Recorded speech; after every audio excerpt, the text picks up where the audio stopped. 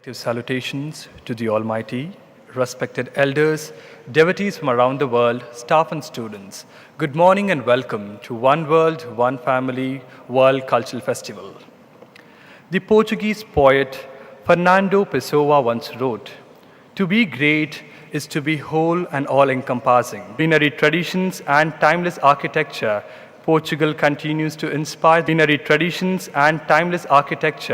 Portugal continues to inspire the world with its harmony of heritage and progress. In the spirit of Vasudhaiva Kutumbakam, Portugal stands as a luminous example of unity, cultural richness, and enduring human values.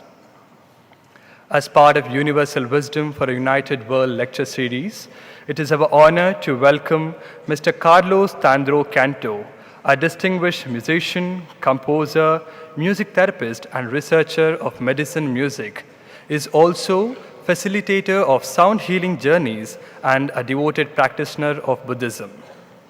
Mr. Carlo has dedicated his artistic and spiritual journey to unite music with consciousness and the expansion of human awareness, seamlessly blending ancestral wisdom with contemporary sounds. Deeply engaged in the field of medicine music, he conducts shamanic ceremonies, meditation retreats, and immersive concerts that open pathway to healing, transformation, and inner harmony. At the heart of his work lies the profound science and art of sound healing, through which he harnesses the power of vibration to touch the soul and restore balance and well-being. Inspired by shamanic traditions and universal spirituality, his music beautifully reflects the song of nature, the voice of ancient people, and the living heartbeat of Pachamama, Mother Earth herself. He will be addressing all of us in Portuguese, and it will be translated to English by Sister Sai Jyoti. Addressing us all this morning, Mr. Carlos Tandro Canto.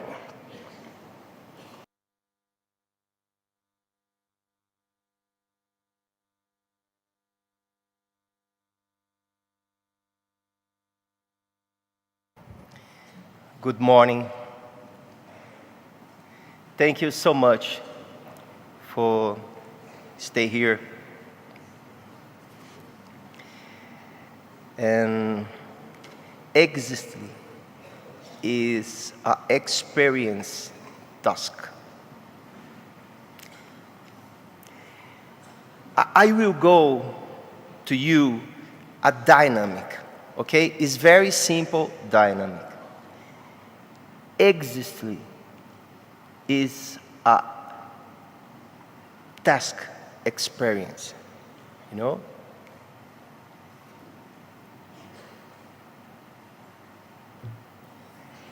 You know mantra Om.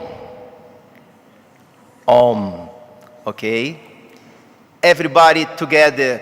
1, 2, 3.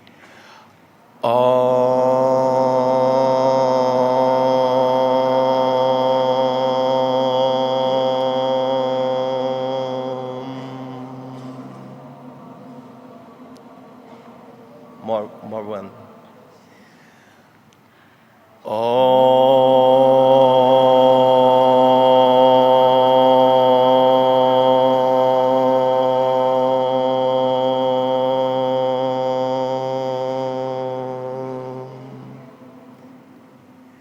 Put your hand in your heart.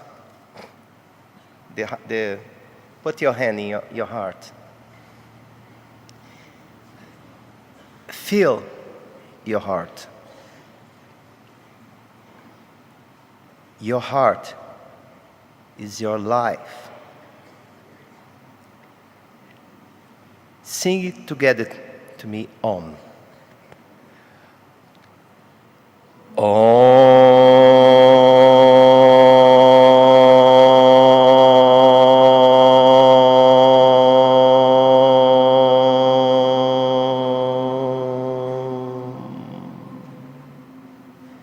Feel your heart.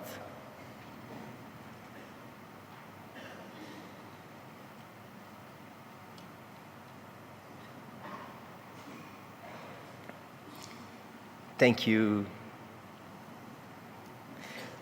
Now I sing one music. The letter that's music said about existing is an experience task, you know?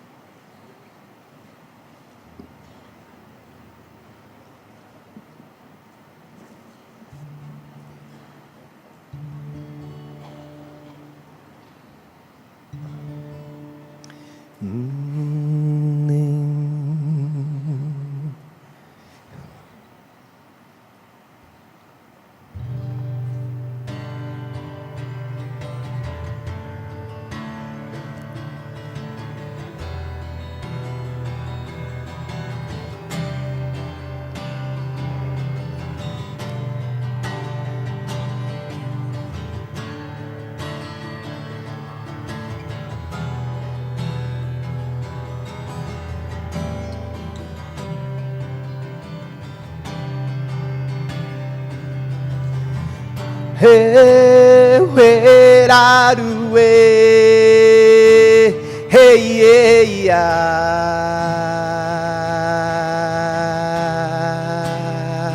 Aruera, hey, le, re, re, re. Aruera, hey, hey, hey, ah.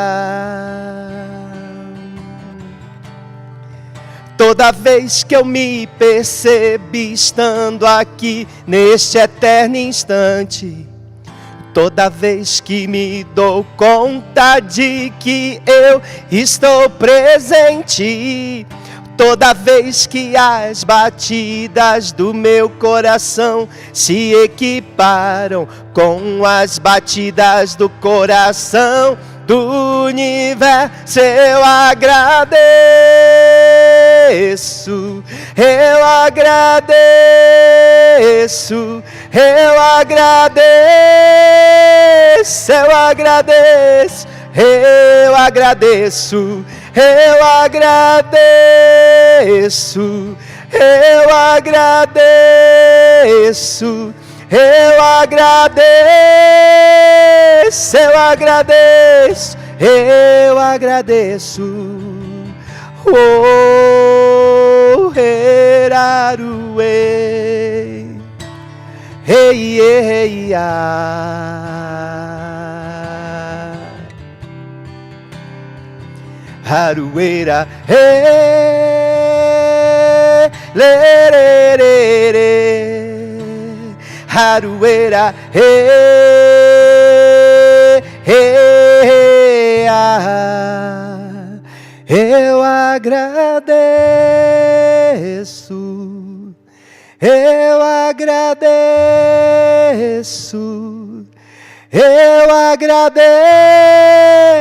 eu agradeço, eu agradeço por estarmos juntos, por vivermos juntos, por amarmos juntos e juntos construirmos um novo mundo.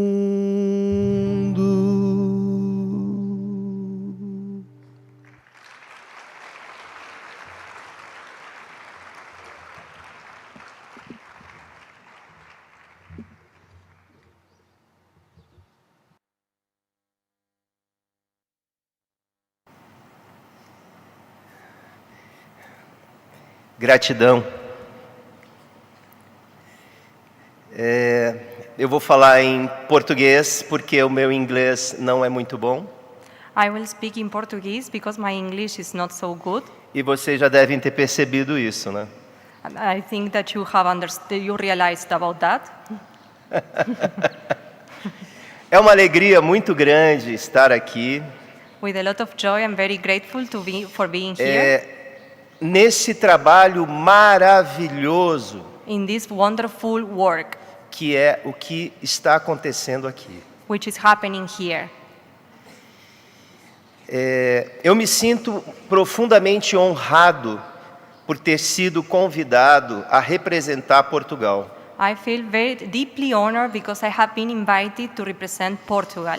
Em Portugal existem muitas pessoas que poderiam estar aqui a representar Portugal, né? In Portugal, there are a lot of people who could be here representing Portugal. Mas, por alguma razão inexplicável, eu recebi a honra de representar Portugal aqui. But for an unexpected reason, I received the invitation and this honor to be here. E eu vou contar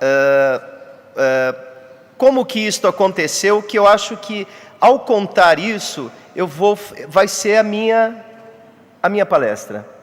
And I will share with you how I came up here. Eu tenho um amigo que vai representar o Brasil no dia 31, que é o Lama Santen. I have a friend who will be representing Brazil on 31st October, Lama. Ele é um lama budista e foi meu professor durante 10 anos. He is a Buddhist Lama, and he was my professor for 10 years. E eu gosto muito dele. And I really like him. E ele esteve em nossa casa em Portugal para fazer palestras há mais ou menos 2 meses, 1 mês e meio atrás. And he has been in Portugal to share with us some moment, like 2 months ago. E ele falou que viria para a Índia agora no dia 31, né? And he told us that he would be here in India on 31st October. E eu disse a ele assim: nossa, Lama, que legal, nice. Eu posso ir, nós podemos ir à Índia para mim tocar uma música no início da tua palestra? And I told him, wow, this is a gift. Can we also join and play some music in India? E ele disse: claro que sim. And he said, yes, of course. Eu vou falar com uma pessoa que é encarregada lá e vou ver se isso é possível. I have to speak to one person who is in charge and we will see if that is possible. E aqui estou. And here I am.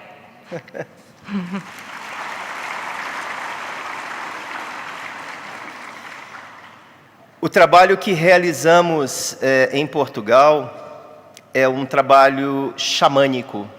The work that we perform in Portugal is a shamanic work. O xamanismo trabalha com exatamente esta conexão que o ser humano tem com a Pachamama, com a Mãe Terra e o Pai Céu. The work in the shamanism is with the connection between the human beings and Pachamama, the Mother Earth. Os 4 elementos básicos da natureza: terra, fogo, água e ar.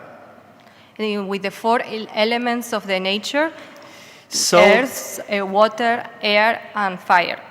São fundamentais na construção da vida humana. They are fundamental in the building of human life. E para que a vida humana aconteça é necessário esses elementos existirem, mas para que haja vida é necessário existir a presença de Deus, do Pai Céu. In order for the human life to happen, we need these elements, but also, it's more importantly, we need the existence of God. E da Mãe Terra. And the Mother Earth. E nós, seres humanos, todos os seres humanos, somos a ponte que une o Pai Céu à Mãe Terra. And all human beings, all of us human beings, we are daughters and sons of the God.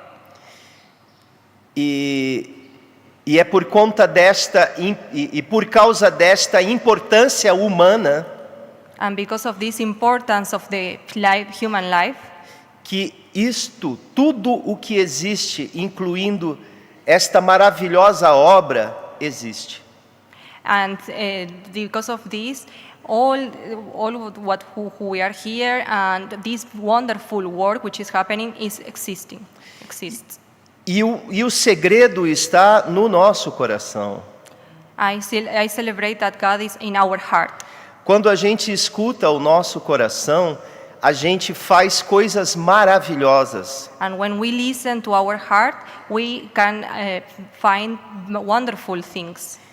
Afinal de contas, nós nascemos disso, At the end, this is what we do in our work, por causa do coração. because of our heart.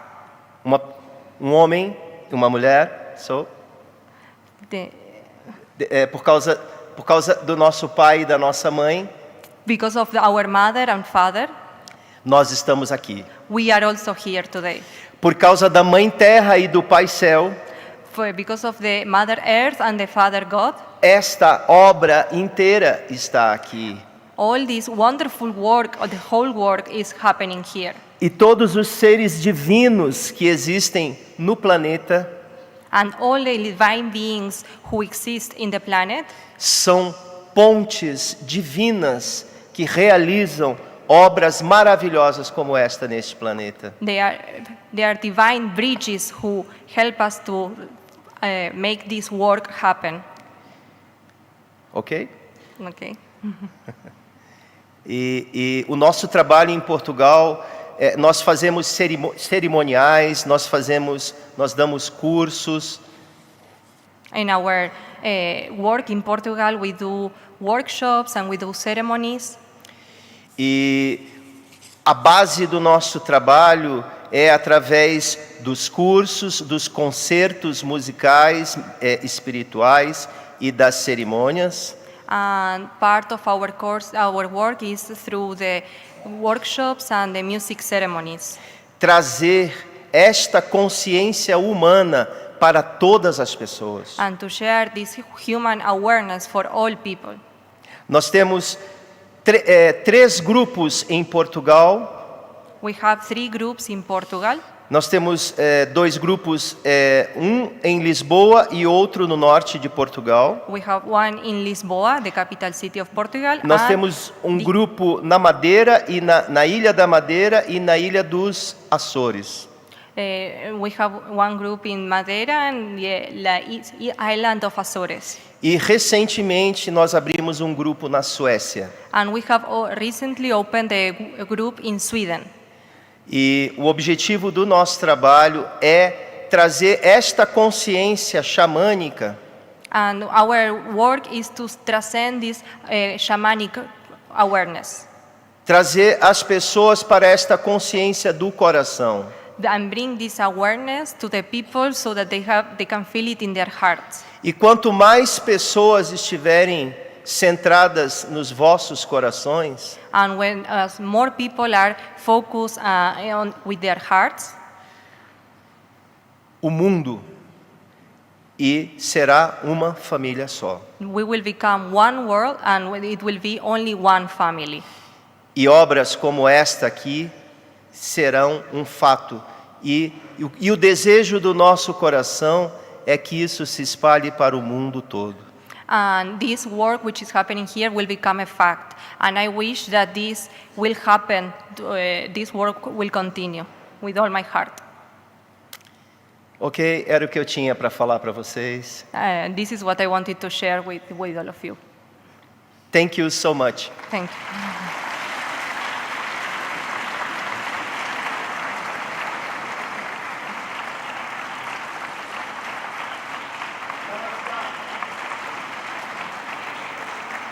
Namaskar.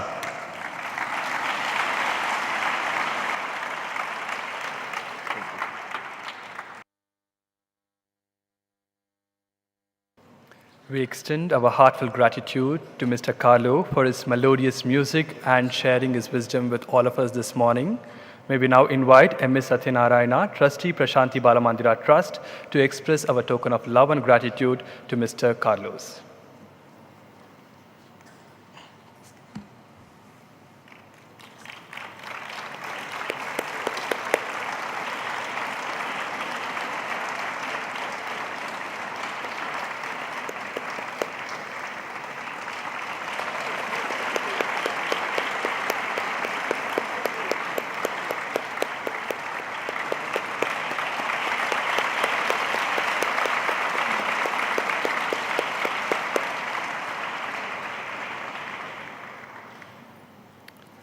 We will now have a short break for 10 minutes and then reconvene before 9:40 a.m.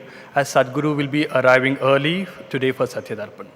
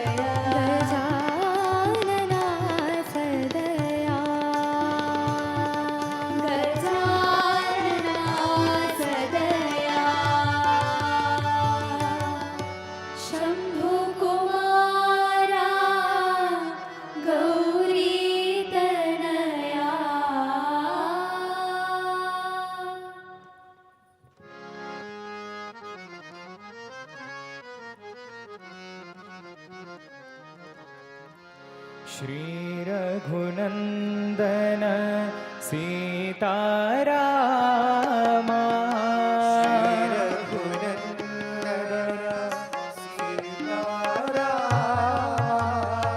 Shri Raghunandan Sitarama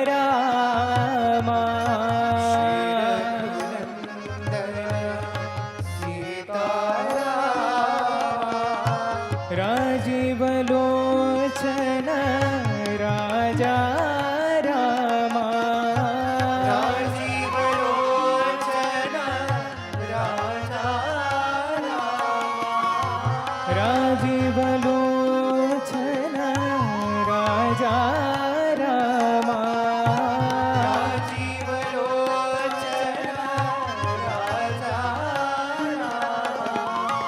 राजा रामा साई रामा भव भय भंजन तारक नामा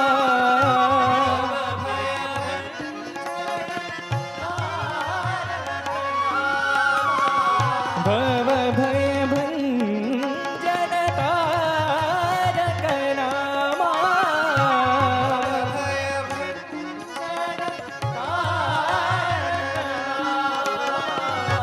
आत्मा रामा साई रामा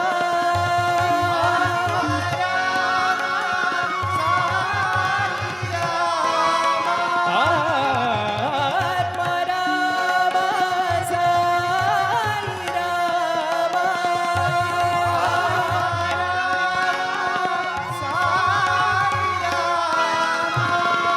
कलिमल भंजन कोदंड रामा कलिमल भंजन कोदंड रामा कलिमल भंजन कोदंड रामा कलिमल भंजन कोदंड रामा श्री रघुनंदन सीतारामा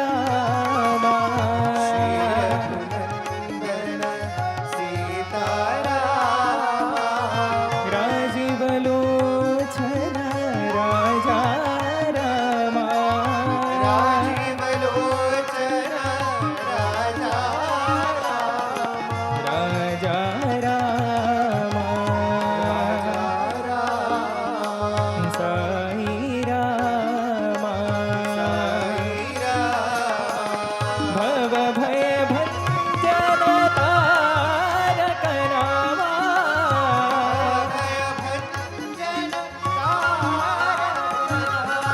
आत्मा रामा साई रामा आत्मा रामा साई रामा आत्मा रामा साई रामा आत्मा रामा साई रामा कलिमल भंजन कोदंड रामा कलिमल भंजन कोदंड रामा कलिमल भंजन कोदंड रामा कलिमल भंजन कोदंड रामा श्री रघुनंदन सीतारामा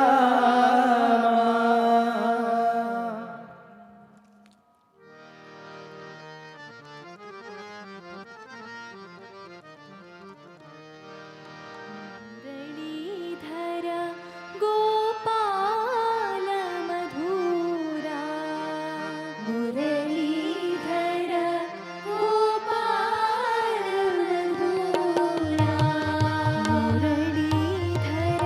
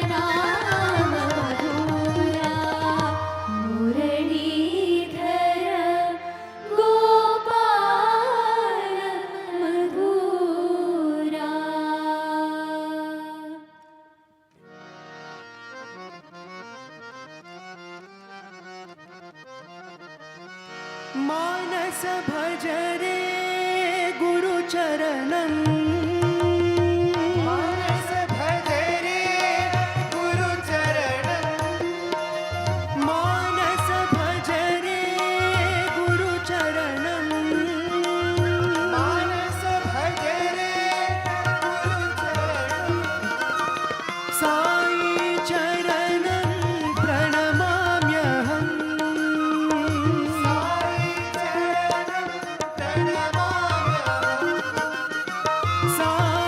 चरणं प्रणमाम्यहम् साई चरणं प्रणमाम्यहम् सत्य साई चरणं प्रणमाम्यहम् सत्य साई चरणं प्रणमाम्यहम् सत्य साई चरणं प्रणमाम्यहम् सत्य साई चरणं प्रणमाम्यहम् निर्मल हृदय विराजित चरणं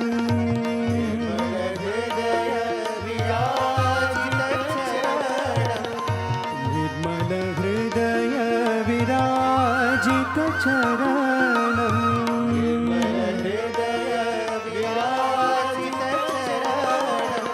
सकल चराचर व्यापक चरणं सकल चराचर व्यापक चरणं सकल चराचर व्यापक चरणं सकल चराचर व्यापक चरणं भवसागर उद्धारक चरणं भवसागर उद्धारक चरणं भवसागर उद्धारक चरणं भवसागर उद्धारक चरणं साई चरणं प्रणमाम्यहम् साई चरणं प्रणमाम्यहम् सत्य साई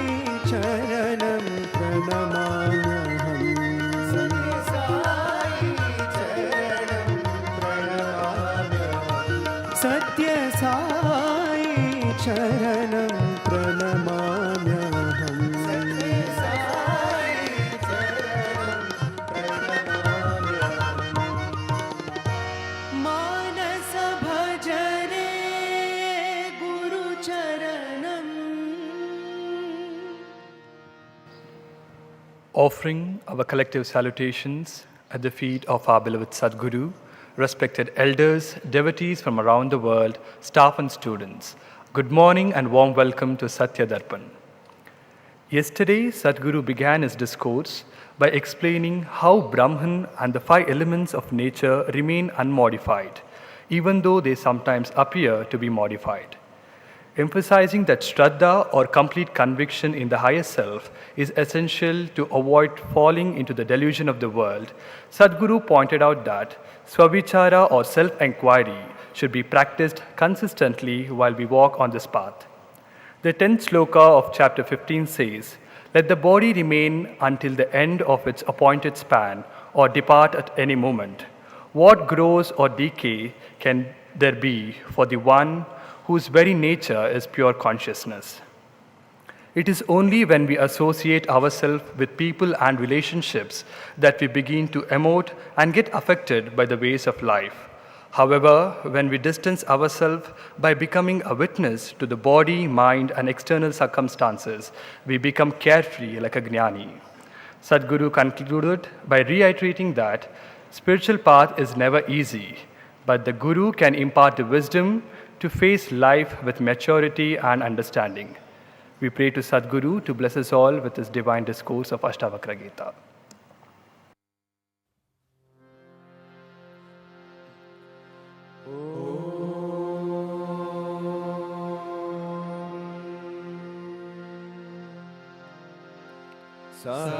सहनावतु सहनो भुनक्तु सह वीर्यं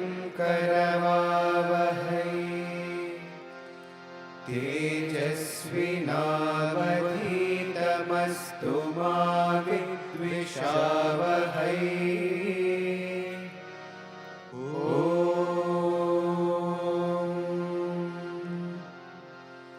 शान्ति शान्ति शान्तिः.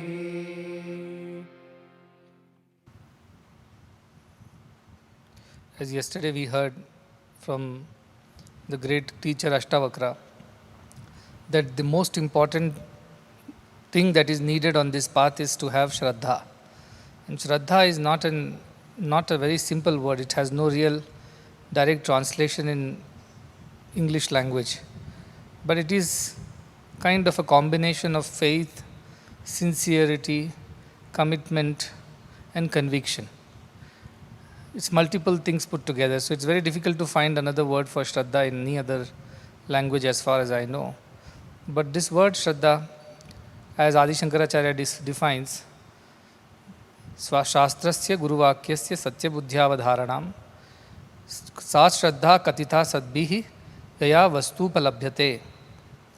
Shraddha is known or defined as complete conviction in the words of the Shastras, the scriptures and the Guru. And it is necessary. Why? Because only when you have Shraddha can you attain the wisdom. Vastu upalabhyate. Vastu in Shankaracharya's words is that ultimate tattva, that ultimate principle of divinity. You get it only if you have Shraddha. If you don't even believe, then where is the question of even attaining it? Bhagavan used to tell a story that a child was there who had to cross a jungle to go to the school. But on this side, the mother, who was the single mother, was unable to accompany the child all the way to the school. So she said, just believe that Krishna, who is your brother, who is always with you, he will pick you up and drop you at the school and pick you up again from the school and drop you back at home while she went to do her daily labor in the fields. This child, in all his innocence, took the mother's word for truth, complete Shraddha. He did not think much. He thought, my mother will never tell a lie. So he just believed that Krishna will come and take him to the school and bring him back. And so happened that when he was going to the school and he had to cross the forest, Krishna did appear, and like a small boy of the same age, and both of them playfully, joyfully went to the school, and Krishna would again come and pick him up after the school hours and take him across the forest and bring him back home. And this went on for every day. It so happened that not in our school, but in other schools, teachers keep asking students to get something or the other. So they tell, what have you got for me from your house? What have gifts you have got? So this one teacher was there who would keep asking things from the students. And then this boy's turn comes, what have you got for me? He said, I have nothing, we are very poor, we don't have anything. Then he said, you get me something tomorrow, otherwise I won't let you come to school. So this boy was in a great dilemma. He didn't want to ask his mother in trouble.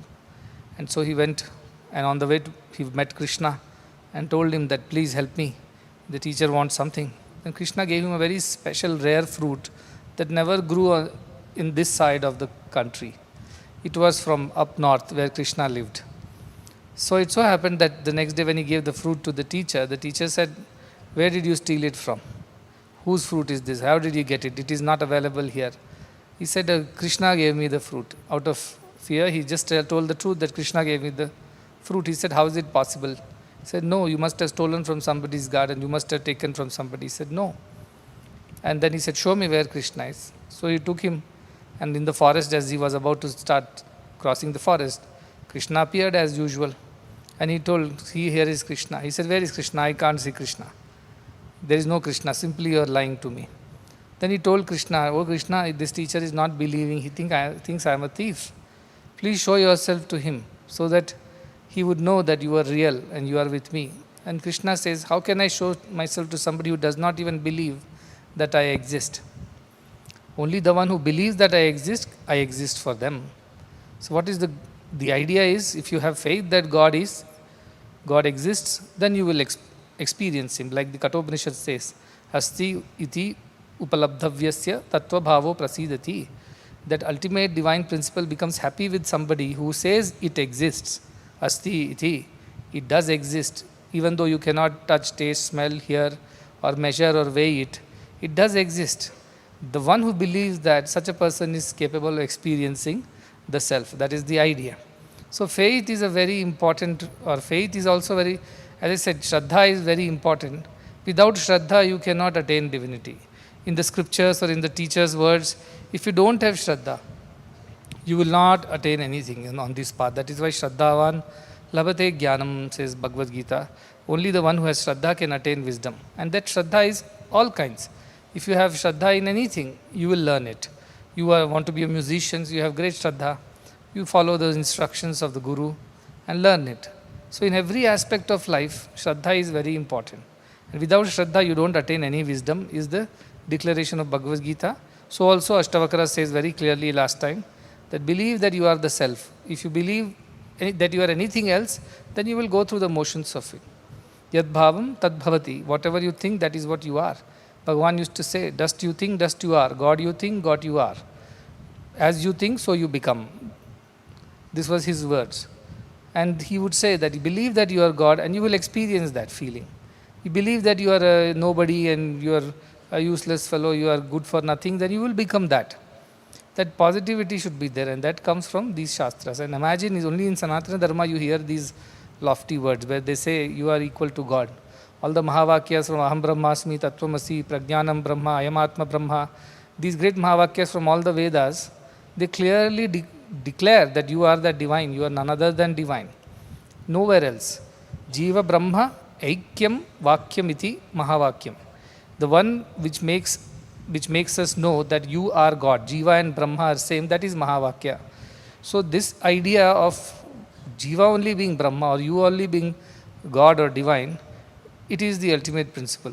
It so happened that a foreigner, a Western devotee had come to Bhagavan. So Bhagavan told him that you are God. I am also God, you are also God. The difference is I know I am God, you don't know that you are God. So one day he had come to lecture us when we were students, and he was saying when he went back to his country, America, and he talked to his friends and said, you know what, you are God. You know what, I am God, he told. All of them thought he has lost it. He went to India to meet some spiritual guru or master, and he has lost it, and now he's going around telling everybody, I am God. So they started, no, and they shook their head in disbelief and they were leaving. He said, not only I am God, you are also God. They left him immediately. They said, this fellow is gone, total nuts. Because he thinks he is God, he thinks I am also God. But our scriptures say it. But if you tell it to the one who has no Shraddha, they won't understand anything of it. The one who has Shraddha will immediately get it. That is why Sattva Buddhi should be there. In earlier shlokas he had told, Tatha Tatopadeshena Kritartha Sattva Buddhiman. Whatever is told to a person with Sattva Buddhi, purity of mind, he gets it like this. Ajivamapi Jignasu Parastatra Vimuhyate. The one who has only idle curiosity, is no interest in learning, simply for bothering the teacher or simply for passing time they come to the school, such people don't learn.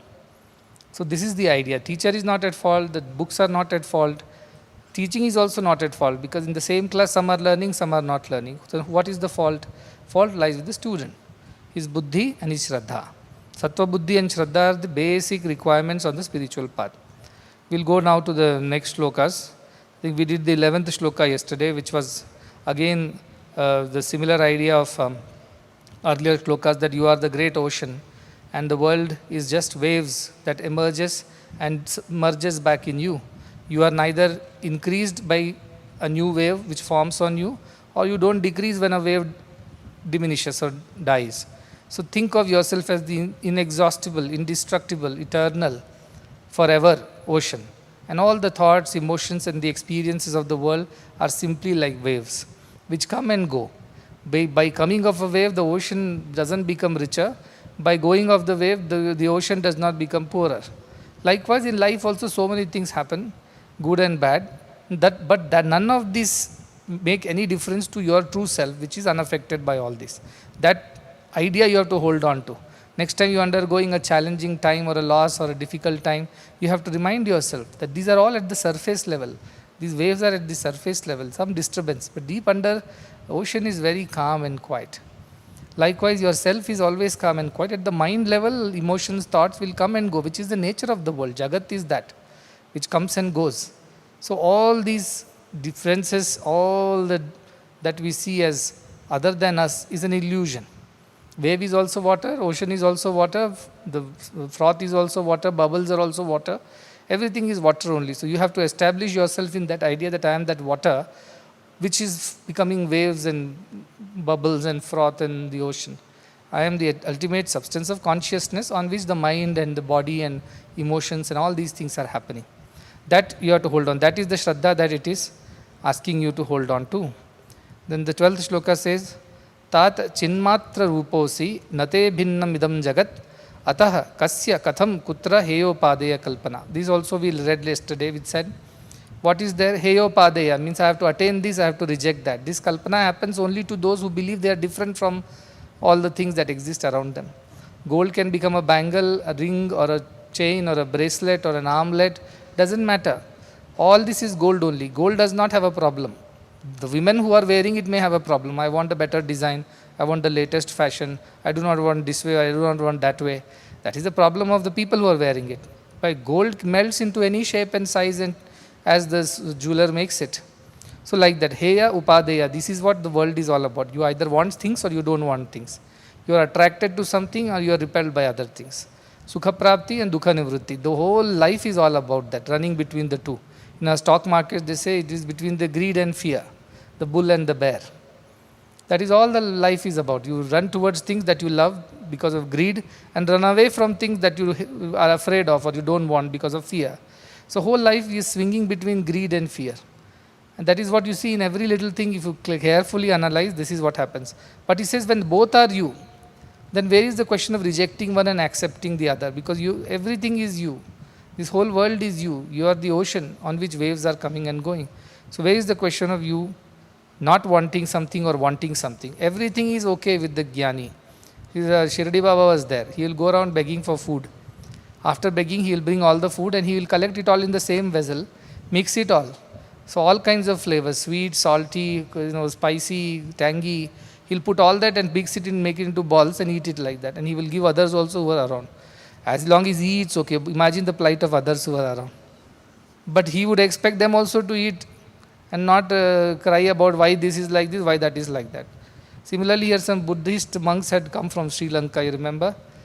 Guru Tero and others from the Jetavarama monastery. What did they do? They also would beg, not like on the street because here there was a function, but whatever food is served to them, they will mix it all in their bowl. They have only one bowl. It doesn't have compartment like your plates. Everything is one bowl. Whatever goes inside that, finally they'll mix it all, make it into balls and eat it. What is the idea? I like this, I don't like this. That concept should not exist in the mind. And where does it begin? With very basic instinct of hunger and food. I like it, so I will eat it. I don't like it, so I won't eat. How much drama happens in homes we don't we know? So much drama.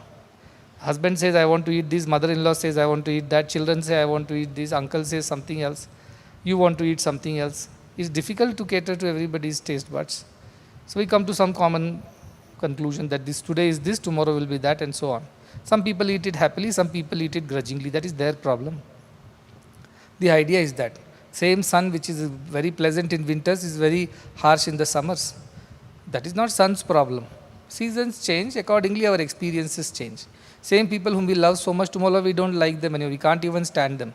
How did it all happen? Because this heyo padeya, kalpana, in our imagination, that this is good and that is not good, this is better, that is lesser. We go on doing this whole life, rejecting and accepting things. But what is the way of the Jnani? He sees the self in everything. Does it mean Jnani does not have taste buds? He does not have tongues? He does not have sense of taste? No, he has. But he has overcome those things. He doesn't eat because he has to please his tongue. He eats because it has to be eaten for the sake of preserving the body, not for the sake of pleasing his senses. So that is the idea of the Jnani. He has gone beyond these ideas of pleasing his senses. So can we do that? Is it possible for everybody? Yes, because a lot of people have done that in their lives. You might be thinking what a miserable life that must be. Maybe it is your imagination. Their life might be happy, they might be easy for them. The other day also some people were saying when people come, in most of these CEOs and top guys, all these Facebook Zuckerberg to Google to Apple, Steve Jobs, all those people were always wearing the same type of dress, one blue jeans, one black t-shirt, that's it. They are billionaires or whatever money they have, but they never, unless it was a formal function on a daily basis, they just wore very simple clothes. And that man who came here, who had come for the award, he observed, saying that his question was, why are you making all the children wear the same type of clothes?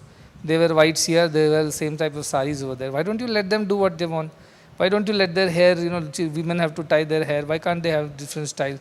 Why boys cannot have beard, mustache and all kind of styles? I told them, I can give them all these opportunity, but you know how much time they will spend every day on these matters? They are brahmacharis, they are supposed to be vidyarthis. They have to come here for education, not for looks and decorations. Now if I give them choices, everybody will spend, I don't know, maybe an hour minimum every day in finding out which sari to wear, what to groom, what hairstyle is better today, where to cut my hair, where to avoid. This itself will take away 1.5 hours of your time, and whole day you will be going to the mirror to see if everything is okay or something has changed. And that will go on and on. That is why old time Gurukulam shave the head, no hair, no problem. Na rahega baas, na bajegi basuri. Simple. What is the clothes they would wear? One dhoti they will give you, no shirt, nothing. Wear that. Everybody gets the same thing. And what else they'll do? They'll eat the same food. There is no special this, that. Everybody eats the same food, lives the same way. Rama also went to Gurukulam. Krishna also went to Gurukulam. They all lived the same life. Why? Because your attention should be on knowledge, not on other things. That is the idea. Now, some people say, no, this is like you are violating the right to things. I tell no. As a student life, these are the rights they have. These are the responsibilities they have. Even if you are on the road and you are driving on the wrong side, you say, no, I am a citizen of free India. I will do as I please. No, there are rules. You have to drive on the left here and right. You should not go into the right lane. It is a rule. Rules are not infringement or violation of people's freedom. Rules are to help us live a better life, free life. Likewise, certain things. So these jnanis are like that. They keep it to the minimum. Keep it to the minimum so that they don't spend their time and energy on these matters which are not of spiritual relevance. They keep it very simple and straight. That is the idea of no need of wanting something, no need of not wanting something. That disappears because everything you see as yourself, everything is okay. Everything is okay. 13th shloka, it says, Ekasmin avyaye shante chidakashe amale tvayi kuto janma kuto karma kuto ahankara evacha. It's the simple same idea, so I will go faster because we have heard all this. He says, Ekasmin avyaye shante. You are only one. Who are you? Avyayaha, immutable, indestructible, the one which does not diminish. You are the same. Then Shante, you are absolutely peaceful. Then Chidakashe, Chid Akashaha, like the space or the sky. It is free from all mala means all impurities. When smoke rises in the sky, it does not dirty the space. Or if it rains, it does not wet the space. Akasha means space, not the sky. Or when it is sun shining, you may feel the heat, but the space has not got heated or cold, become cold. It is unaffected by all that happens. That is why it's called Amala Akasha. Amala means no impurities, Akasha means that space. But what space is this? Chit. Chit Akasha. Remember Ghata Akasha or Bhuta Akasha, Chitta Akasha, Chidakasha we say, right? So Bhutakasha is the body, Chittakasha is the mind, and Chidakasha is. So this Akasha which is saying, Chidakasha is saying. That Akasha, where you are permanent, you are like the pure space which is unaffected by all that happens in it. If you build a temple, the space does not become sacred. If you build a cemetery, the space does not become unsacred. Space is space. Tomorrow if you break the temple and build a cemetery, it's okay. Tomorrow you remove the cemetery and build a temple, that is also okay. Space does not get affected. Likewise, the self does not get affected by all that which happens on the outside. Amale tvayi, you are free from impurities. But you will say, I have done so many horrible things, I only know it. How can I be pure? It all happened in your lower space, in the space of the mind. It did not happen in the space of the self. Self was always free. At the mind level, yes, you were sometimes bad, sometimes good, sometimes you are happy, sometimes sad, sometimes nice, sometimes mean. All that is in your mind. But you are not the mind. You distance yourself from that and say, I am the self, I am the space. If only we knew this early. We did not know, so we did all kinds of things. And now we regret all those decisions which went wrong, or which we did it emotionally under the influence of some emotions. All those decisions went wrong and caused so much of confusion in our lives. And today we regret. As they say, the worst thing that happens to a dying man is the regrets that he has of all that he has done. So he says, what is the our Upanishads say, Kim sadhuna karvam, kim aham papam akarvam miti. This is the regret. But who does not have the regret? The one who knows the self will never meet with regrets. Why did I not do the right things when there was time to do it? Why did I do the wrong things? These regrets actually kill the person even before he dies. These are avoided by who? The one who knows the self. Because even if something happens in the mind, it is inspired by the self. Therefore, the decision is not wrong, or decision is not full of impurities. It is pure only. When a judge passes a judgment on a thief or a criminal, he is doing as a part of his job, not out of his personal hatred for the person. In fact, the judge should not even remember the name and face of the criminal thereafter, because he has not got involved. He only did his job. So is the judge a sinner? Can't be, because judge does his job. And he knows very well, the person inside me is different from the judge outside me. The judge must do all these things. Once the court closes, he must close the case and go home and become the father or husband or whoever he is at home. Does not carry the burden of the decision in his head all the way to the home. He is free. Likewise, if he starts taking ownership of every decision and does it out of hatred for the criminal or out of love for somebody, then he won't be a judge. That's why, in law you see in India, the statue of justice, her eyes are tied, or she is blindfolded, so that she does not see and decide. She decides impartially. So judge, if it gets emotionally involved, he might become partial to somebody. He likes the face of somebody, says, okay, I will forgive you. Doesn't like, I won't forgive you. Doesn't work like that. Likewise, the self seems to act through the mind. The mind goes through the emotions of all the acting and experiencing and emoting. But the self remains unaffected by that. That is why all that which happens in the mind does not affect the self. This idea we have to hold on to, because otherwise we'll be swinging between our regrets. Why did I do these horrible things I did? I do not want to live anymore. I do not want to forgive myself. I do not want to forgive others. You go on cursing yourself and everybody around and live in regrets. When people come and tell me now, oh, I did terrible things, Swami, that those memories are bothering me and they are gnawing at my heart and I feel horrible about it. I just tell them, just drop it. Drop it, that's over. Can you do anything about it now? Nothing you can do, it's over. Now what can you do about it? So stop thinking about it. Just drop it. But I cannot, I feel that. That is your problem. You just drop it from your mind and establish yourself in the self. Once you establish, you get a lot of positivity and confidence. And the next actions will be inspired from the self, so you don't make the same mistakes anymore. I keep telling, in life there are no mistakes, there are only lessons. If you learn from them, it is a positive thing that you learnt a lesson. There is not a mistake. But if you don't learn, then you go on making mistakes, then you meet with regrets. So here he says, you are ever pure, you are ever peaceful, you are ever unchanging. Now any time our mood changes, mood swings, or we become restless, or we feel that we are impure, it means at that point of time we are not established in the truth of the self. We are only dwelling in our mind, lower space. And that is why we are getting affected by all these things. Mind has gunas. Yesterday we learnt Rajas, Sattva, Tamas gunas are there. And at some point in time, one or the other dominates. Based on that we act. So what can we do about it? We are dolls in the hands of these gunas. We are like puppets in their hands. Those instincts, those deep embedded impressions of many, many lifetimes cannot help. We cannot help because they just make us dance according to their tunes. What is the way? Become the witness of your own dance. Become the self. Let the gunas do their job. That is what Gyanis do. Don't Gyanis have anger?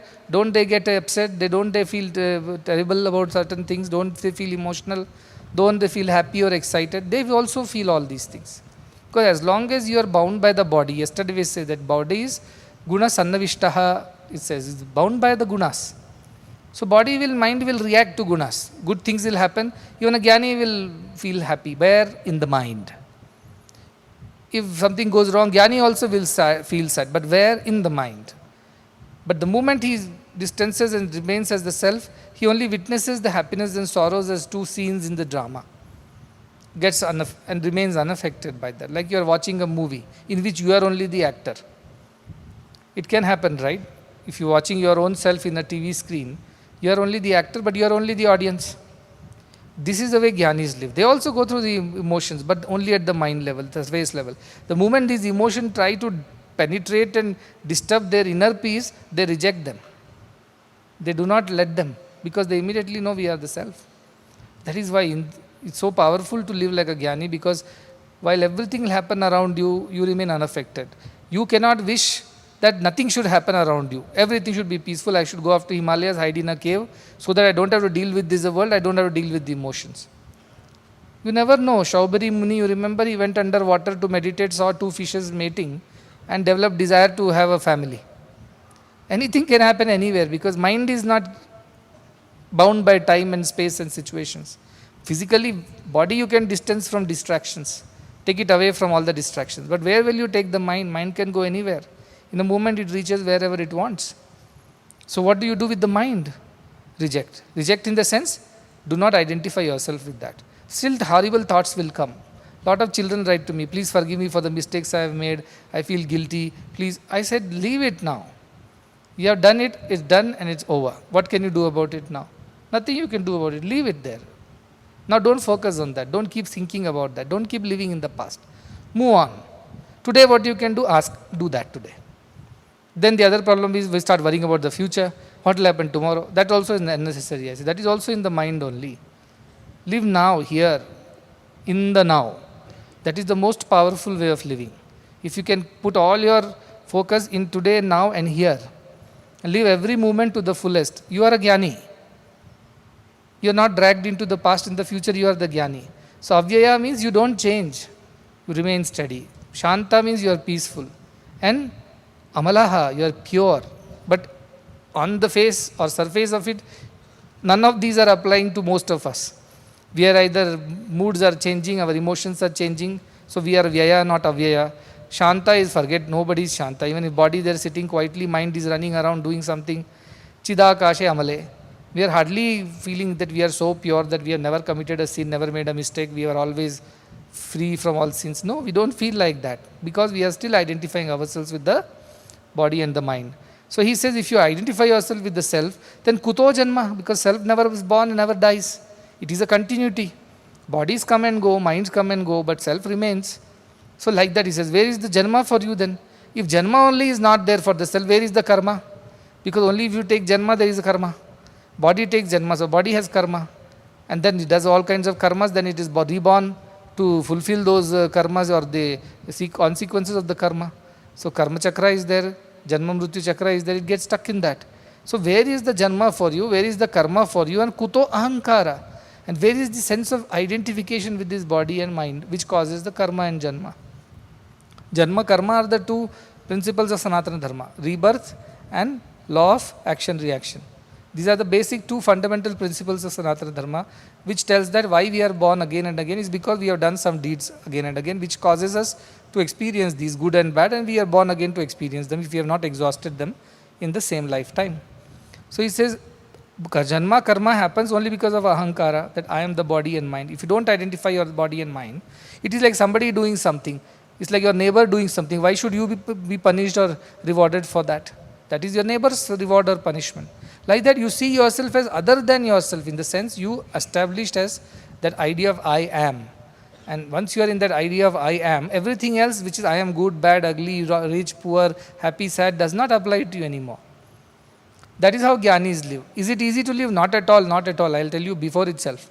If you think it is something that you will get it like this, like a laddu in your hand, it's not going to happen.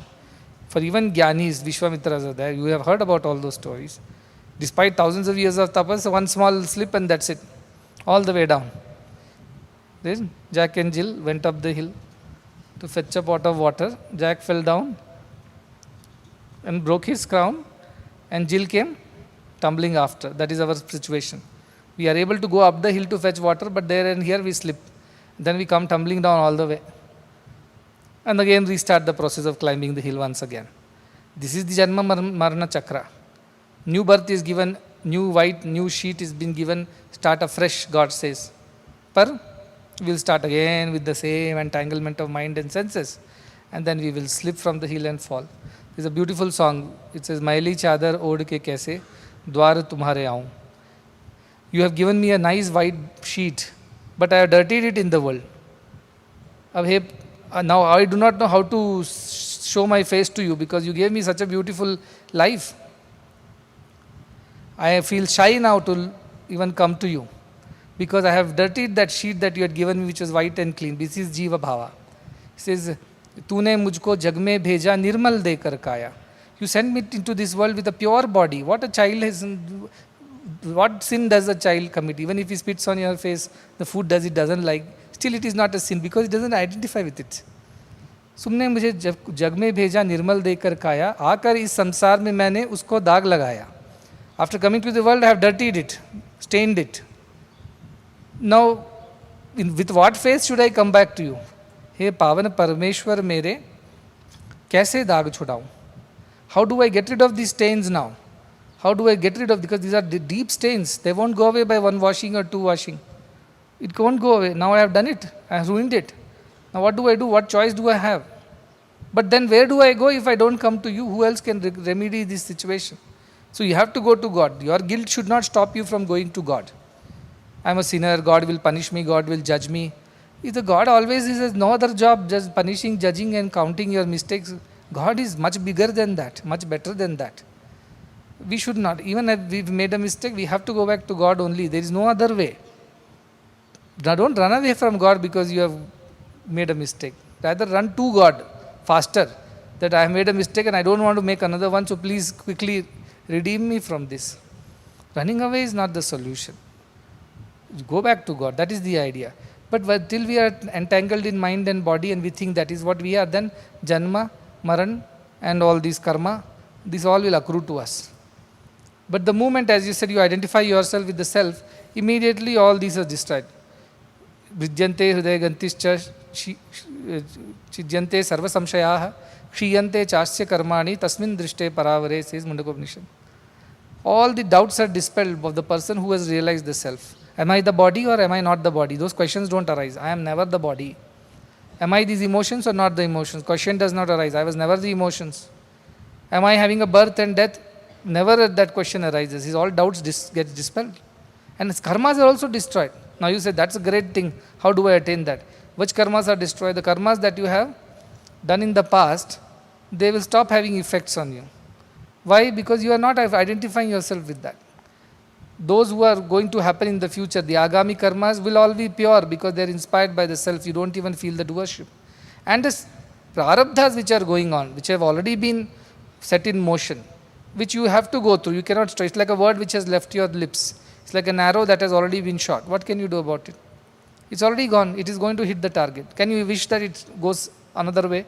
No. So we'll go through it. The jnani has no problem. He says, fine, what will happen? My body will suffer? Okay, let it. My mind will be in trouble? No problem. Let it be. Let me be done with it. The other day also some people had come. I told them, see, you should finish your karma now. You are going through a lot of difficult time and you are expecting me to solve all this, but I don't want to do it. Why? Because if I do this, I am just postponing it to another day. You should go through it now while I am around you. You still have the mental strength to go through it. Another lifetime, who knows, you will get another guru or another environment like this. You may not. Then it will be even more difficult for you to get over because you are still not detached from the body. Suppose you are detached from the Deha Bhava, today only you are free. That's when Nisargadatta Maharaj got cancer. He did not bother. He said, I am the cancer. How can I get cancer? I am everything, including the cancer. So I have no problem. Let the cancer live in me, no problem. Ramana Maharshi puts the insects back in his wound, saying, eat my child. He doesn't feel the difference. These are the people who have lived that life which this scriptures is talking about. But can we live such a lofty life? Of course, yes, there are others who have lived like that. There are examples, not from some far remote past, in the recent times. Bhagavan also, when he was going through whatever he was going through, he said that I'm fine. In fact, I am happy, I am fine in the ICU, in that difficult situation which nobody would like to go through. In that situation also he said, I am fine, I am happy. That idea of detaching from the body identification makes us this Chidakasha Amalaha. It makes us Shantaha. It makes us Avyayaha. We don't change. We are steady in all situations. The next sloka is the 14th one, which says, Yatvam pashyasi tatraikas tvameva pratibhasase kim prithak bhasate swarnat katakangada nupuram. It says, whatever you see here around, all that is you only who is shining in everything. It is you only which is shining or which is being seen as everything else. There is no two, no different. Like, how can gold be different from the jewels that it is made into? Everything is gold. If you go to the jeweler's shop and ask for a bangle, he'll give you a gold bangle, or a chain, he'll give a gold chain. But when you want to sell it, he does not think he's buying bangle or chain. He looks at the weight of the gold, its purity, and accordingly gives you the price. You can't go and say, I am giving you bangle, give me a better price for bangle and lesser price for, let's say, a necklace. He says, no, that doesn't matter to me. You just give that and he will immediately melt it and see what is the total weight of the gold, and he will give you the gold's price. He doesn't care it is a bangle or you might think my mother's necklace, my father's this, that is your emotional problems. Once I had gone to a jeweler shop with some old gold, and that was very dear. Dear means it was something that was there. And I told, see, this has got these gems and all that. You know, the heartlessness of the jeweler, that jewelry was so dear to, let us say, the owner, that they remember, oh, this design, you know, this floral pattern, this is from 1960, that is from my grandma. Give it to the jeweler for selling. Heartlessly, he'll break that whole thing into pieces, remove the stones, weigh the gold in 10 minutes. 100 years of legacy destroyed in 10 minutes by that jeweler, heartlessly. Have you seen that? Ladies would know that. If you don't know that, just take one jewelry which you are very, very fond of and go to the jeweler and tell him that I want to immediately get a price for it. He'll take that, he'll remove all those unnecessary things from it, cut it into pieces, destroy it thoroughly, and in front of your eyes, he'll melt it also. And all this is gone. My mother's, grandmother's heirloom and legacy, all gone into the winds. Why? Because he doesn't care. He doesn't see that as your mother's necklace or your father's bracelet, doesn't care. He just sees the gold value in it and accordingly gives the price. Like that, a Jnani does not see who you are. Oh, you are beautiful, you are smart, you are handsome, you are ugly. He just sees the self as the principle. And accordingly, he values you. He doesn't value you by the outside. Oh, he's a very rich man, oh, we should be nice to him. He's a big politician, we should be kind. He's a learned man, we should be... Yes, on the surface, he will respect you because yadayat kartumayati, whatever needs to be done, he needs to do. But inside, he is very clear. He is only giving value to your presence as the self, which he does not see as different from himself. It's like two waves talking to each other. Oh, when did you arrive? Just a minute back. I arrived a minute before you. I'm older by 1 minute. You better respect me. Call me Anna, Akka and all that. In another minute, both of them had disappeared, isn't it, into the ocean? Where is the question? What respect, what this thing? That is why Adi Shankaracharya, very clear.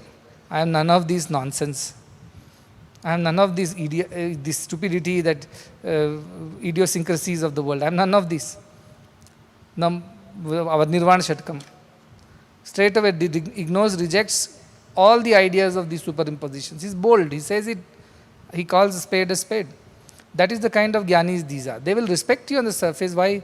Because you are in the Loka Vyavahara is required. But beyond that, they don't give you undue importance. They only see the value of the self. And he says, whatever you see is yourself only. The sinner is also you, the saint is also you. When Bhagavan used to say, when you serve man, you serve God. How do you do that? Because man is God is what his whole idea is. So, you see the self, when you also used to say, Parulu karu. Others are not really others, they are you only in other forms. So if you know you are serving yourself, where is the question of ego? Where is the question of credits? We do little good thing and we want everybody to clap for it. We want to be acknowledged and known because we think we have done to somebody. But everything is you. It's like right hand helping the left hand or right leg helping the left leg. How does it make it different? So this idea that everything is you, that is very difficult to comprehend because as bodies we are different. But as bodies, when we talk to each other, think that we are talking to each other like two waves talking to each other in the ocean. The young wave, the old wave, the new wave, the old wave, the big wave, the small wave, the rich wave, so to say, and the poor wave. None of this is real.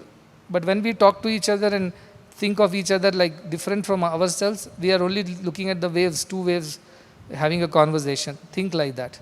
We are not trying to be the ocean. But the moment we disappear as waves, we become the ocean. That is the idea. So where is your focus is the question. What are you focusing on?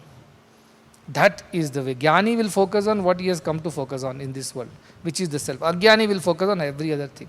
Pussycat, where had you been? I had been to London to see the Queen. Pussycat, what did you see there? I saw a mouse under the chair. Because Pussycat's interest is mouse. She's not interested in Queen and her jewelry and that Kohinoor and whatever. We are interested. Another queen would like to go to see the queen, not the mouse, but cat will only see the mouse. Likewise, we become spiritual pussycats. We come to ashram, we go to temples, but what we are watching? All the externals. We are not able to see the essence, we are not able to feel the essence because we are not prepared. Our focus is not there. So focus on that self. When you see people coming to you, look into their eyes and see God coming to you. Tigrit would always say this, Mr. Tigrit. When young people would approach him when he started his cafe, the Hard Rock Cafe, and people would come, they would like to talk to him, he would feel very honored. He would feel, I used to feel honored that somebody wants to come and talk to me. I felt that is God coming, and I will look into their eyes and I will feel the presence of God and I will talk to the God in them. That is how I felt, he said. Even though they were just young boys and girls. That idea, that we are only seeing the self in everything. And I am there in you, you are there in me. That is the idea. How? As the self. All are ornaments made of the same gold. If we are all melted away, our bodies and minds disappear, we will all become the same self. Like if all the gold is, jewels are melted away, all that will remain is gold. So that is what is our true essence. These names and forms are vacharambha vikarena. Just for the sake of saying things, we call things differently. This is a bangle, that is a thing. So he says, where is the question of gold finding the difference? Kataka or Angada or Nupuram, which are the various jewelry, whether you have a bracelet or you have an armlet, both are gold only. So gold does not see the difference.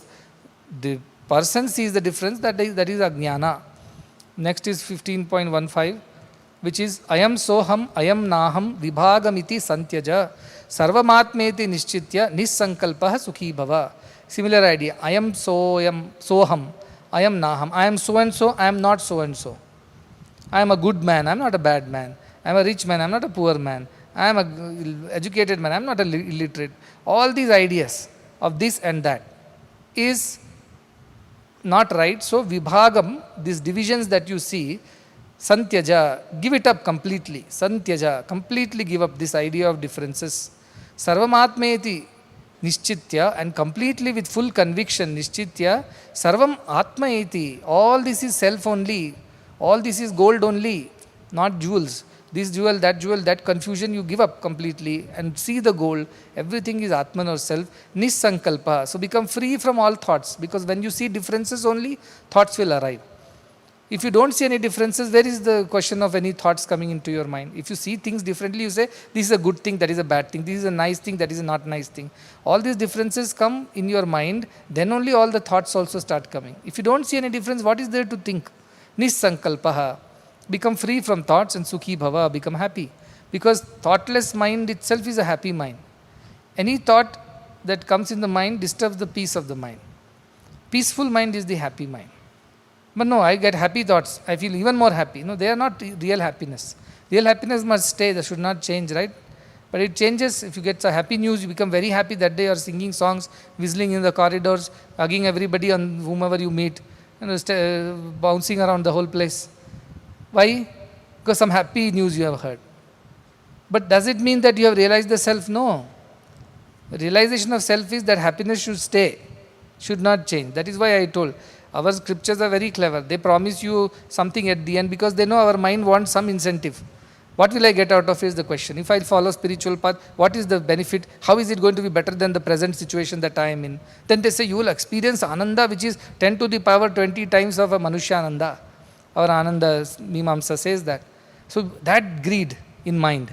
Oh, I'll get so much more Ananda. Okay, I want it. Let me work for it. But at the end, what do you go and find there? Nothing. What do you find there? Neither joy nor sorrow. You find a peace, an equanimity, a steady state of existence. Some people may say, oh, that's very boring. That is why Buddhists, they went and said, they're Shunyavadis. When Buddha did all his meditation and found the truth, he said there is nothing at the end.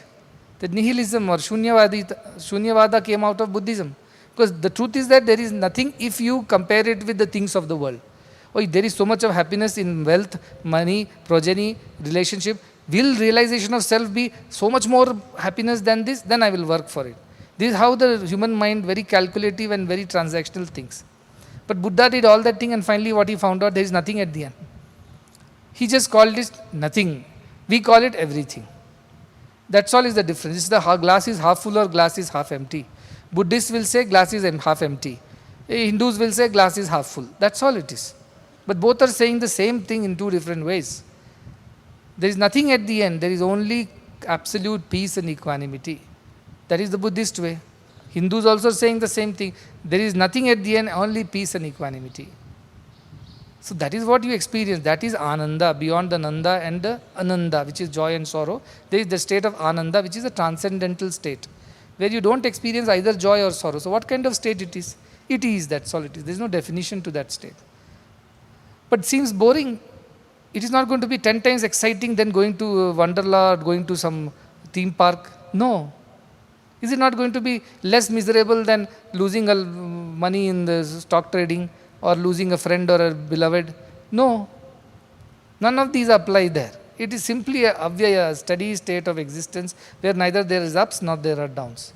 It's just state. No, that is very boring. If there were a lot of ups there, there is an incentive. But I tell them, you want ups, then you accept the downs also. You want only ups in life, no downs. That doesn't happen. By rule, by definition, it is like that. If you want only happy times, please be ready for the sad times also. So what is the other way? I don't want sad times, then I don't want happy times also. I just want peace. That peace is the state of self. And that self is what he is talking about, that this and that does not exist in that self. It is free from all thoughts because it is one and the same in every situation. It doesn't change. Because it is like that, there are no thoughts in that state of existence. Because there are no thoughts, there is pure joy, which does not change. It remains. Sukham, that Sukham remains. Whenever we are free of thoughts, you see how light we feel. Because the closest we know is deep sleep. In deep sleep, there are no thoughts. In dream sleep, there are thoughts. When you wake up from the dream, either you wake up happy or sad. Sometimes refreshed, sometimes groggy. Why? Because the dream was good or bad. But when you wake up from a deep sleep state, you don't feel groggy, you don't feel tired, you don't even know that you existed, there were no thoughts. So you cannot say that such a thing does not exist as what he is saying, thoughtless state. No, it exists. Every day you experience in deep sleep state. The only problem is that you did not know that that is what is the state, because your consciousness was not there. If that was there, you would have enjoyed it. But nevertheless, when you wake up, whatever little experience you have had, you wake up very happy and fresh. Whenever you are thoughtless, you are absolutely happy, absolutely peaceful, absolutely steady. That time in deep sleep, did it matter what sanctions, tariffs Trump has put, or what is India going to go through if the neighboring countries attack, or who is doing what in the country, what is happening in Gaza, what is happening in Ukraine? Who cares? Who knows? You have lost all the thoughts, and absolute peace has descended. And that's why when you wake up, you are refreshed. These jnanis live in that state even while awake. That is the beauty of these jnanis. What's the point in living through an experience and not knowing that was the experience? That you feel even cheated. This is what it was, I didn't even know. It's like you are going and you wanted to meet the king, and king just passed by, you did not notice. You will feel miserable. What? This was the king? Is it just passed by? I didn't notice. I didn't know. What a miserable thing. Like that, you just experienced the self. But I did not know that I experienced the self. When was it? During deep sleep state. Oh, how do I experience when I am awake? That, all this you have to do. Get rid of all the differences, distinctions, things, and us versus them, this versus that, and get rid of all the thoughts in the head. That is how it would be. Then there is no, like the Henry Ford's T model. You have a choice of colors as long as it is black. So what thoughts can you... So you go to a Ford showroom in whatever 40s and ask for a car. They say, we have 10 cars standing over there. But all look same, you will say. He said, because they are same, there is no two different cars. You only produce one car, one model, one color. Now, how much time are you going to spend on choosing it? Not even a second. You say, okay, anyone is okay because all are same. Suppose one was red, one was green, one was blue, one was orange, then you will start thinking, maybe orange I should, maybe green I should. The husband will say one thing, wife will say another, children will say one more thing. Now bring husband, wife, children, in-laws, the whole community and tell them choose one of the 10 cars. How much time will it take for the community to choose the car? Not even a second. Why? There are no thoughts because everything is same. That is the idea. In this world, this choice, I want this, I don't want this, I like this, I don't like this, it's all your stupidity. It's all the same. Choose any, is the same. Otherwise, I told you the other day, our women are going to commercial street to buy saris. They go on a Saturday, thanks to our chief minister, all bus tickets are free for all the women. So they're roaming left, right, center, the whole town. Bus drivers are miserable because the same women climb this bus, then that bus, no problem, any bus, anytime is okay. So they'll go to the Shivaji market, they'll go to commercial street, they'll go to Chickpet, they'll go to all kinds of places, make all the sari shop people remove all the saris from the shelf and choose none. Finally, they all will go and eat one pani puri and go back home in the same bus. Why? This design is not good. Ali a color sari illa. Inta color namatra modale ide. They won't take anything. But the shopkeeper's life will be miserable. Why? Everything they will remove, make them open, and poor fellow has to fold back everything again. Why? Because so much of choice, you think there is so much of variety, I must choose correctly, I'm spending money, I must get the right one, I already have that color, design, style, I must get a new one. How much time is wasted, you tell me? Suppose the sari shop has one sari only. Across Bangalore, all sari shops have only one sari. How much time will it take for the woman to choose or not choose? No time is needed, right? Because everything is same. Take from any street, any shop, any shelf. It's the same thing. That is how Gyanis are not attracted by this. They don't get excited. Oh, this is a new thing, that is an old thing, this is a latest, that is the old fashion. No. This is sweet, that is sour, this is tangy, that is spicy. No. These are good people, those are bad people, these are ugly people, those are beautiful people. They are rich, they are poor, they are powerful, they are weak. They don't see that. So they are okay with everything. Because they only are seeing the inside. Inside means the real self. That is why this whole problem is not there for such Gyanis. And that is my whole idea, that how do you live in this world? This is how you live in this world. That you see everything as same, then there is no question of you wanting this or not wanting this. This time wasting will not happen. That is why all students wear whites, all ladies wear saris, same type, all have same hairstyle. And if I don't find, I see boys nowadays are coming with new hairstyles. I'm watching that. They think that I don't observe all these things. The new hairstyle, they're all shaving off all these down very much and keeping only the crop on the head like that. If I see this picking up as a trend, I'm going to give you one flat, straight instruction to the barber. You know what that instruction would be? No style at all. I'm seeing that you people are spending time. And I am told, even during the breaks, you are going to that bathroom and setting your hair for 10 minutes, 15 minutes. Which is because you are so conscious of your body and looks. Suppose I shave off all the hair, there is only one style hairstyle, no hair at all. Then what is going to happen? Don't laugh. In the Jetavaramana monastery of girls also don't have any hair, by the way, those sadhvis. You can see. They thought they are spared. No. And devotees, you also don't laugh, by the way. That might become a rule. Before entering the ashram, enter the barber shop. That is why in Buddhist monasteries I've seen, no? Jains I've seen. Even women shave off everything. Hair. In fact, they pluck out the hair. In Jain tradition is like quite a thing, you know, when the girl or boy want to become a monk, in the whole ceremony, hair is plucked out by the older monks, you know, from the root so that it doesn't grow back. Mahavira did that to himself. Buddhists shave off their head. So also all these sannyasis do that. Or they leave it just as it flows, jatas. They don't care. Why? Because of this. These differences should not happen. And where it begins at the very physical level. At physical level you stop seeing the difference. Mental level you stop. The other day I was reading a book. In that the Swamiji was asked how to overcome this desire for the opposite gender. You know, at a certain age you are struggling with that. He says, Chinmayananda Swamiji, he says by vichara only. Again analysis. What is the analysis? Okay, what am I liking? the skin, remove the skin. What is left now? One flesh and bones structure. It has no beauty, it has no difference, both look same. If you go to the dissection theatre, you will see so many dead bodies are lying there, cadavers. If you remove the skin, they all look the same. Can you then say, I like this cadaver over that cadaver? No, because they all look same. Once you remove the skin, peel it off, what is left inside? They all look same. Then you remove the bones also and flesh also. What is left? Nothing. But you are falling in love with that skin and doing all kinds of things in this world. So that idea, he said, do vichara. What is this body after all? What am I trying to love? What am I falling for? Suppose the skin disappears from the person's body. Can I still love them? Will I still be attracted, infatuated by that? If yes, then you must be ghost or goblin, because only they would like other ghosts. But human beings will not like, right? So he says, just do a little more vichara before you jump into that thing. That is why Aristotle said, the cure for love at first sight is to take a closer second look, and love will disappear.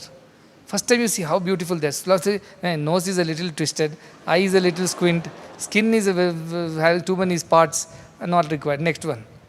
That's what we do. But first, that idea of love at first sight, without thinking, if you fall into love, then that is what trouble. Later, the second look tells you so many faults are there, then you feel regret the decision. Impulsive purchases are there, right? There is a marketing principle called impulsive marketing, where people just get attracted because they are placed in the counter in such a way, nice light, nice this, huge advertisement.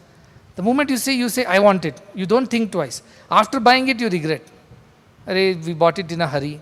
Now we don't need it. Simply I wasted so much money. Then you go to the shopkeeper and say, can you take it back? He says, nothing doing.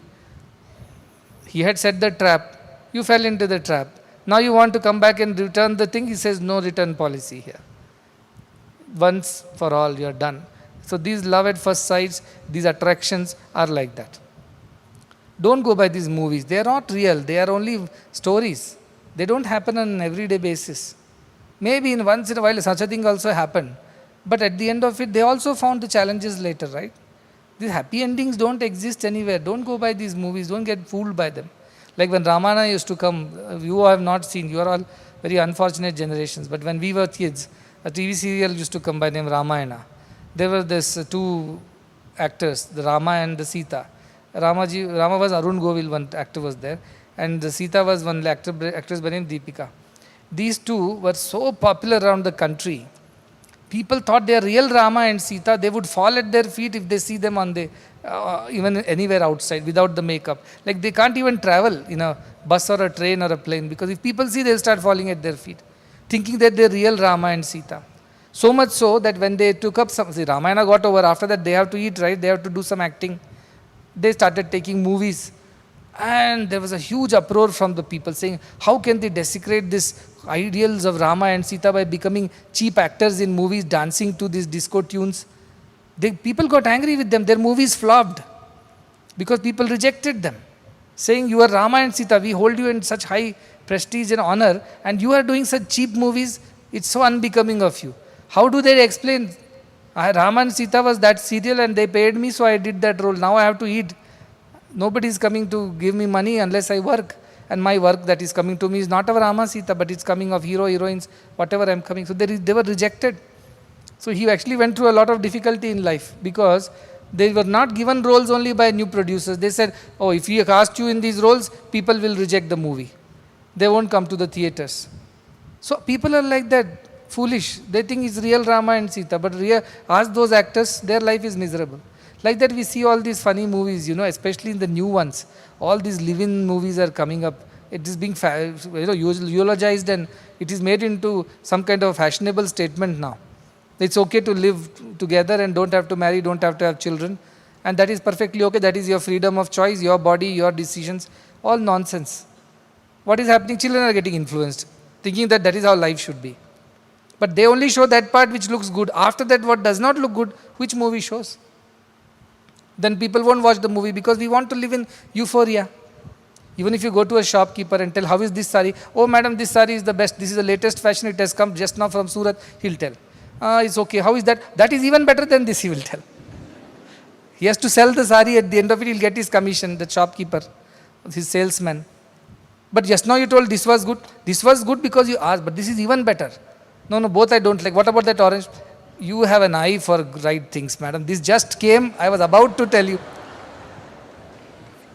I was about to tell you should have chosen that. You perfectly chose. They said, no, no, not that orange, that one, that other one, purple one is there. He said, then he'll tell one more story to you.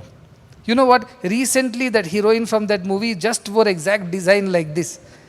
You will look like her if you wear this. Haven't I seen these salespeople how they do? I was in sales too, in banking. There we'll go with products. This is the thing. They'll say this is good. They'll see the next one. This is even better, we would say. This is how we kept on doing. So idea is that these differences of us versus them, this versus that is all illusion.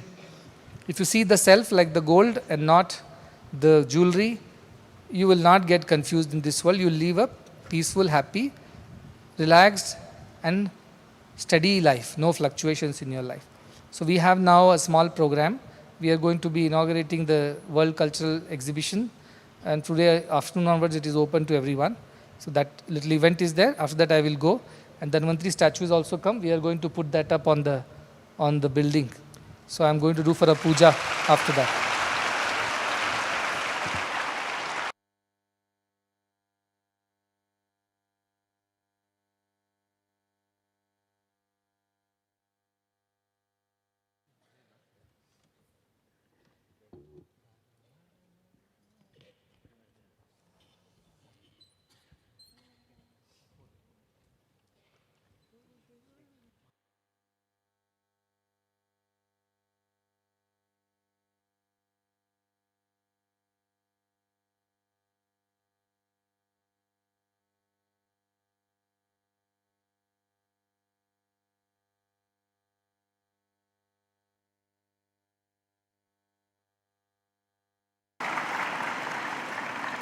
Namaste and good morning.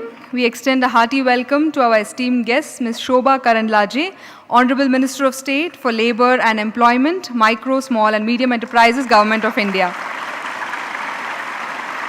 She was here on the first day of the Navaratri celebrations and we are happy to once again have you with us here, madam.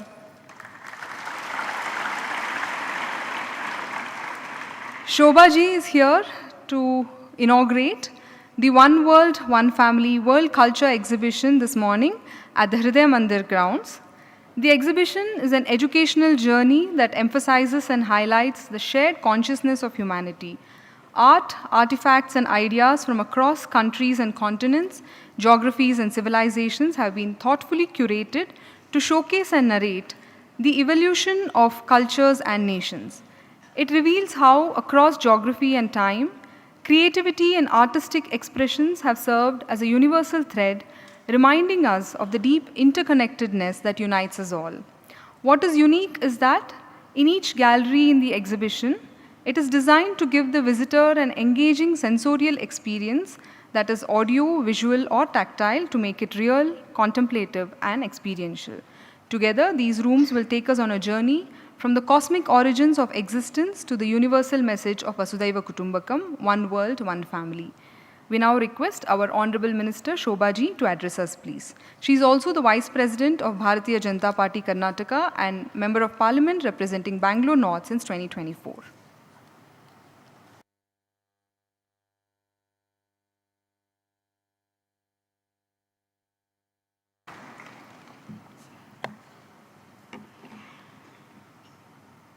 Namaste to everyone.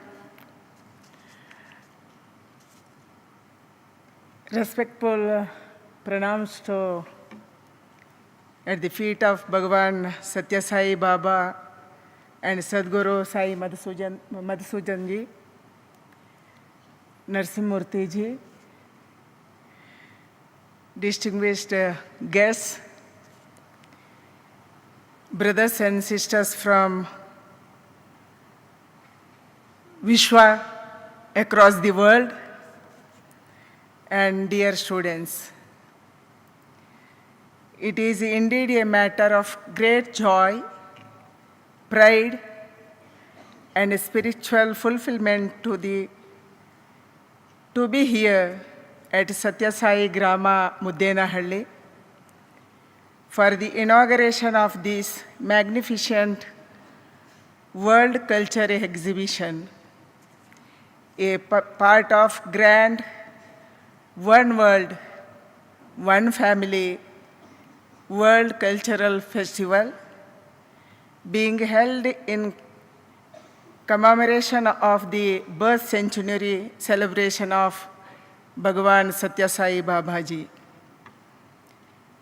As I walk through these sacred premises and see the people from over 100 countries gathered here, each bringing their culture, art, music, traditions, and way of life, I feel deeply moved by a spirit of unity in diversity, that this event beautifully represents.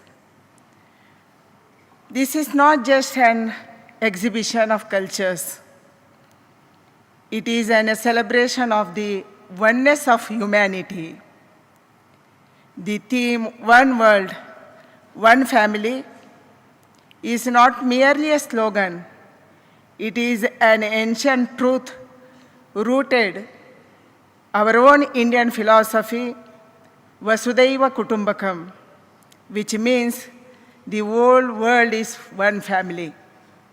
Today, as nations grapple with division and conflict, this eternal message is more relevant than ever. And it is truly heartening that this message is being revived and lived here in Sathya Sai Grama under the divine guidance of Sadguru Madhusudan Sai Ji. Bhagavan Sathya Sai Baba's mission has always been to unite hearts through love and service.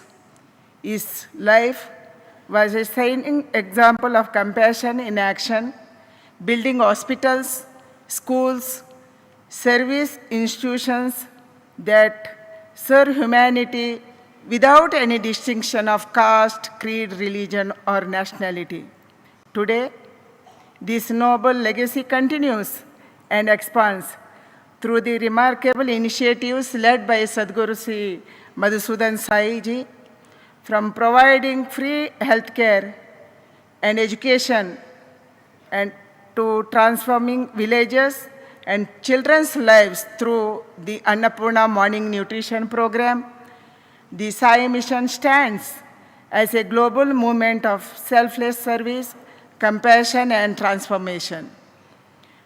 The World Culture Exhibition is yet another expression of that vision, bringing together the cultures of the world, not to compare or compete, but to understand, appreciate, and celebrate each other.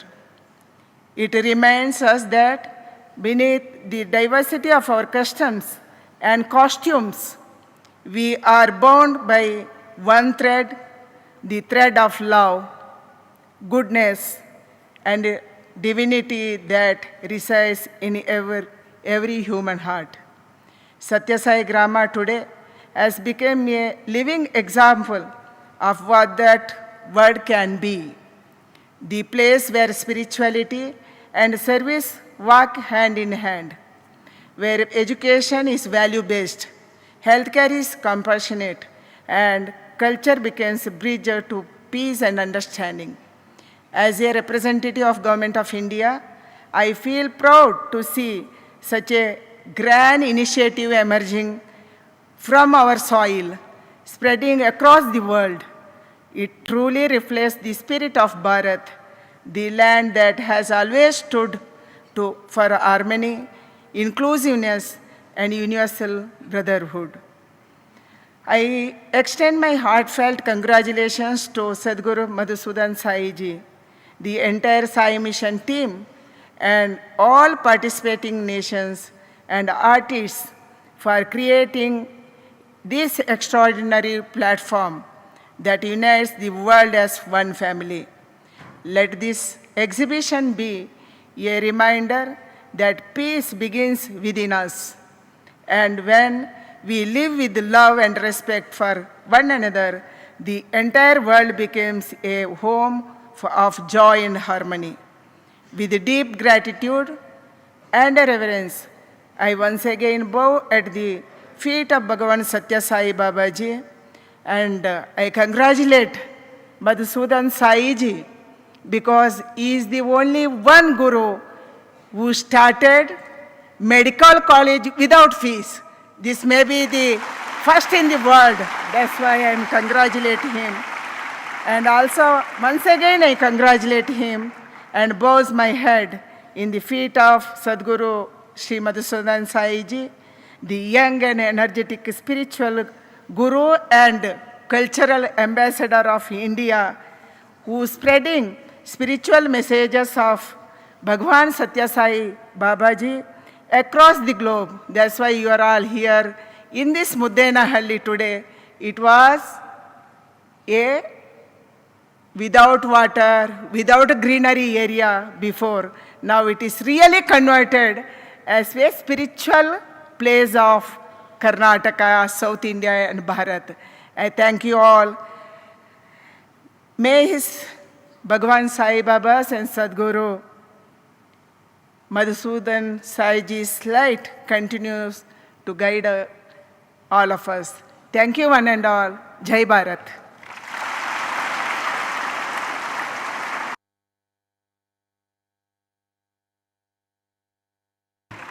Thank you, ma'am, for your presence this morning. We extend a token of our appreciation to Ms. Shobhaji, who has graciously come here to inaugurate the exhibition, and we are grateful for your kind, gracious words. We request Sadhguru to bless us with his divine message.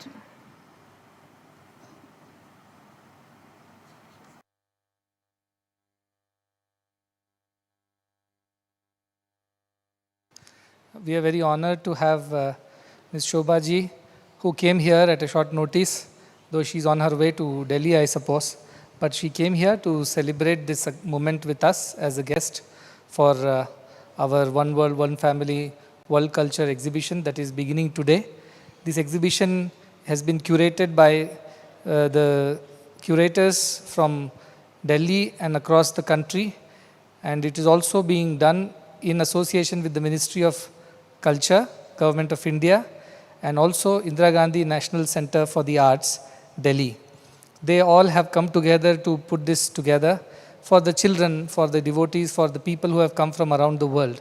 So it is a beautiful thought to take us on a journey, as it was mentioned, from the times of creation and how it was interpreted by various cultures, the ancient civilizations, and how it flows into the idea of motherhood, universal fatherhood, and then from there into symbolic worships in various religions about that divinity and that form that they could imagine God to be in their own little way. And then how this whole thing finally travels to the final concept of Vasudhaiva Kutumbakam, that we are all born of the same thing, from the same creation, of the same creator. So we are all members of the same family, which is headed by the Supreme Divine as the mother and father. And finally, it also has displays of several countries who have very kindly contributed certain exhibits, so the children will also get to see their cultural icons and symbols and have an understanding of various countries of the world.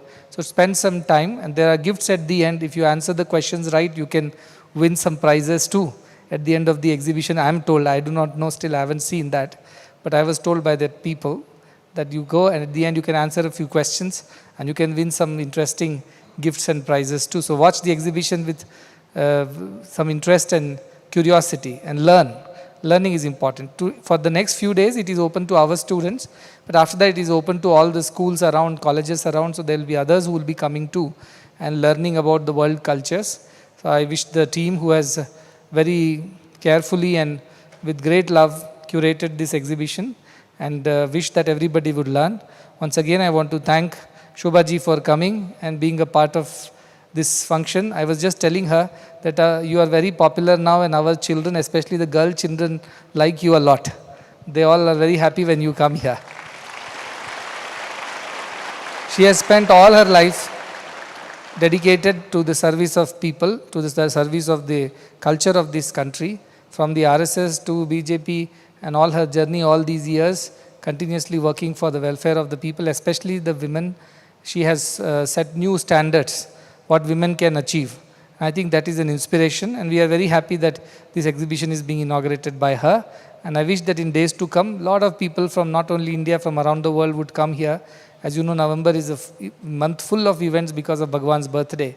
And thousands of people from around the world are descending on this holy ashram.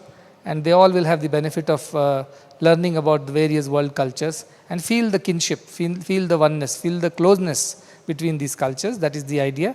With these words, I again thank her, and I wish everybody the very best, especially the curators of the exhibition. Now we will go to the exhibition to inaugurate that formally. Many blessings.